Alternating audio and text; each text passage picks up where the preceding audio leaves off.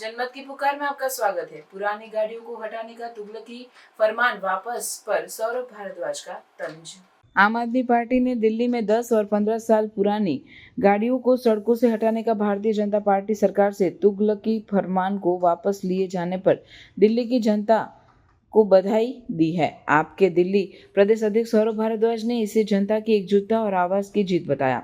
सौरभ भारद्वाज ने कहा कि बीजेपी सरकार कोर्ट के आदेश का बहाना बना रही है, लेकिन जब जनता ने एक होकर आवाज उठाई तो उन्हें झुकना पड़ा। उन्होंने बीजेपी सरकार के कामकाज को फुलेरा की पंचायत की तरह बताया और सवाल उठाया कि अगर कोर्ट के आदेश को नजरअंदाज करने का विकल्प था तो पहले ऐसा क्यों नहीं किया गया। उन्होंने यह भी पूछा कि commission for air quality management का आदेश हरियाणा और उत्तर प्रदेश जैसे अन्य राज्यों के लिए भी था, फिर दिल्ली सरकार इसे लागू करने के लिए इतनी उत्सुक क्यों थी, जिसका सीधा फायदा कार निर्माताओं और ऑटोमोबाइल कंपनियों को होता है।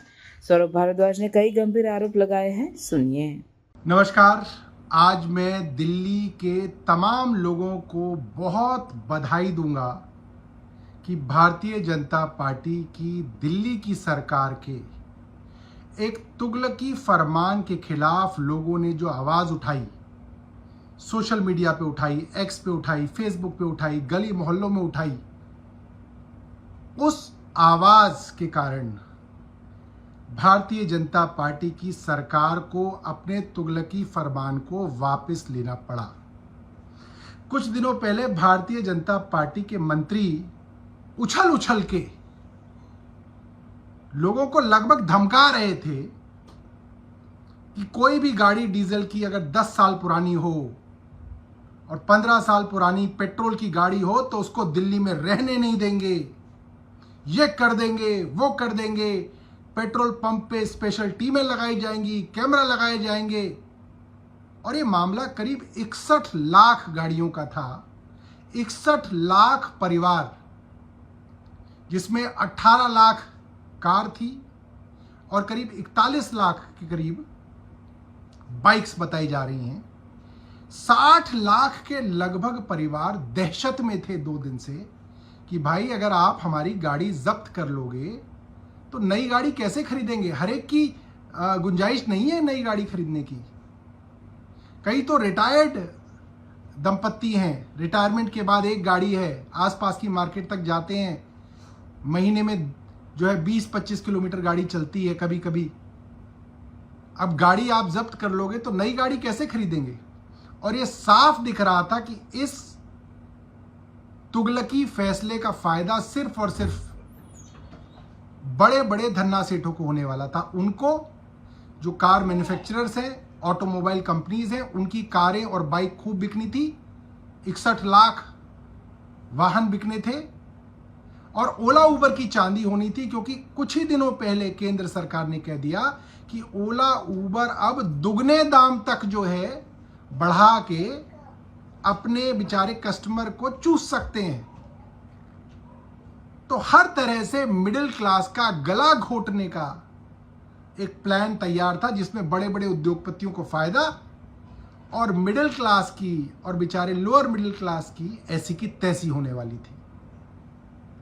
और झूठ बोला जा रहा था कि हमारे पास तो कोई चारा ही नहीं है जी, हमको तो कोर्ट ने ऑर्डर कर दिया, हम क्या करें।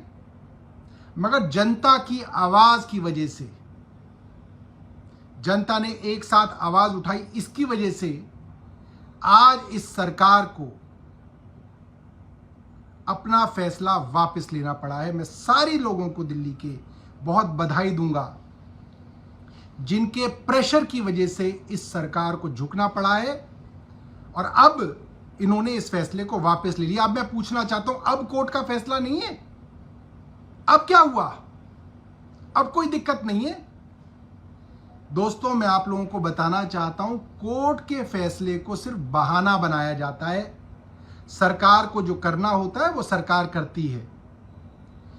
सुप्रीम कोर्ट की 5 जजेस की बेंच ने फैसला दिया था कि दिल्ली के अंदर जो अफसरशाही है, जो ब्यूरोक्रेसी है, जो सर्विसेज है, जो विजिलेंस है, ये सब दिल्ली की चुनी हुई सरकार के पास होना चाहिए। 10 दिन के अंदर केंद्र सरकार ऑर्डिनेंस ले आई और सुप्रीम कोर्ट के फैसले को पलट दिया। जब फैसले पलटने होते हैं, ये ऑर्डिनेंस ला के फैसले पलट देते हैं। इलेक्शन कमीशन को चुनने का मामला था। सुप्रीम कोर्ट ने तय किया कि इलेक्शन कमिश्नर को चुनने की कमेटी के अंदर 3 लोग होंगे, प्रधानमंत्री होंगे, नेता विपक्ष होंगे और सुप्रीम कोर्ट के चीफ जस्टिस होंगे। भारतीय जनता पार्टी ऑर्डिनेंस लेके आई, चीफ जस्टिस को हटा के केंद्र के एक मंत्री को ले आए, ताकि केंद्र सरकार जिसको चाहे उसको election commissioner, chief election commissioner बनाए। सुप्रीम कोर्ट के फैसले को कब आप मानते रहे हैं? आपको जब मन करता है, जहां आपकी सुविधा होती है, वहां आप उस फैसले को पलटने के लिए ऑर्डिनेंस ले आते हैं, और जहां आपको सुविधा होती है उस फैसले को मानने के लिए आप उसका बहाना बना के लोगों को गुमराह करते हैं। गुमराह करना छोड़ दीजिए। आपके खिलाफ जो अपोजिशन पार्टी बैठी है, आपके खिलाफ आप कोई गलत काम करेंगे, ये पढ़े लिखे लोग हैं, आपकी पोल खोलने का काम करेंगे और रोज करेंगे। हम डरने वाले नहीं हैं। आप सोचते होंगे कि आप डरा देंगे, हम डरने वाले नहीं हैं। धन्यवाद। जय हिंद।